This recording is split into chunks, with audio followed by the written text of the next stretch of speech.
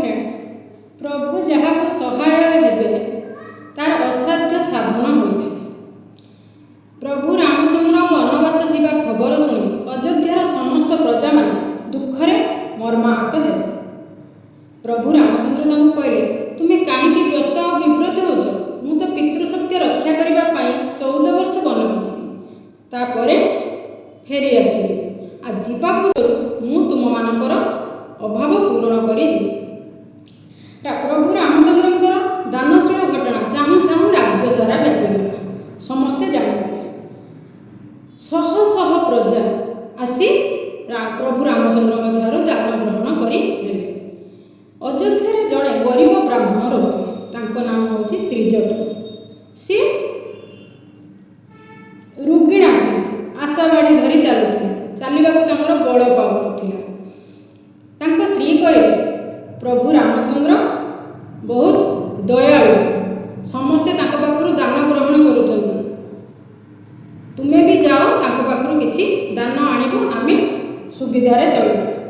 त्रिजट सब रामचंद्र पाखकु गले, कहले, प्रभु मु जड़े गरीब ब्राह्मण, मु बा दान कौन मागिबी?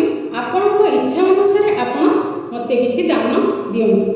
प्रभु मने मने हसिले, कहले, हौ आगर जो पिला देखा जाउछन्ति, तुमर जो आशाबाड़ी अच्छी से आशाबाड़ी को से पिलांको पर्यंत तुमे फोपाड़ी दियो। जति नहब जेते पर्यंत जीव मु सेते पर्यंत थिबा गाई मानकु तुमको दान करबी।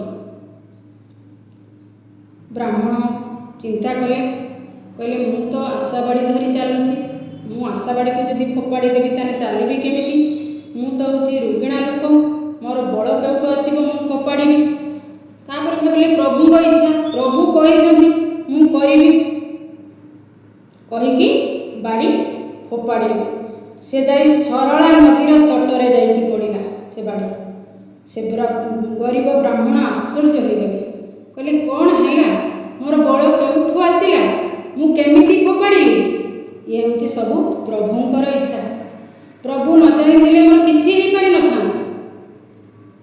सेठू से वृद्ध ब्राह्मण भाविले, जहाँ को प्रभु साहाय्य करेंगे तार सबू समस्यार समाधान हो, असाध्य साधन हो पार। बंधु माने ए कथाटी जदि आपको भल लगी हृदय को स्पर्श कर भल पाइबा देवे, अन्य मानक शेयर